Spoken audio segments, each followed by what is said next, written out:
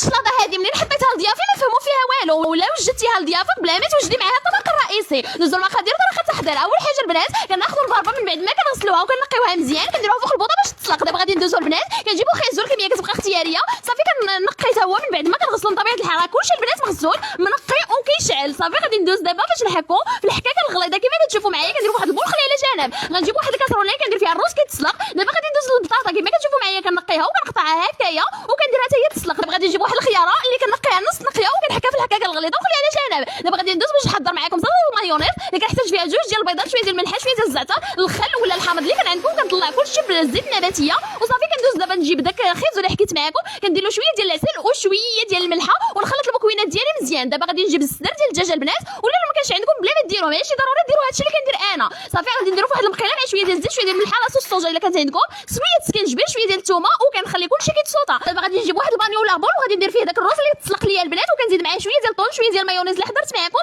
وشويه ديال هذه الذره ولا شنو سميتها بقيت عاقله عليها. صافي كنخلط المكونات ديالها مزيان وكنجيب واحد السيركل او الطبق اللي غنقدم فيه. كندير الطبقه الاولى ديال الرز، الطبقه الثانيه ديال الخيزو اللي حكيت معكم، وكل طبقه البنات كنديروا فوقها المايونيز. صافي دابا غنجيب البربر نفس الطريقه البنات ديال الخيزو، شويه ديال المايونيز وداك البطاطا اللي تسلقت معكم كندير في الوسط شويه ديال الادان اللي شحرت معكم، ومن الفوق كندير الرز كما كتشوفوا معايا البنات. والتزيين كيبقى اختياري، انا كنشارك معكم الطريقه ديالي. كتكون الشلاضه ديالنا واجد. في نهايه الفيديو الا عجبتكم استنوا، تبغوا تعجبكم نتلاقاو مع فيديو جديد. السلام عليكم.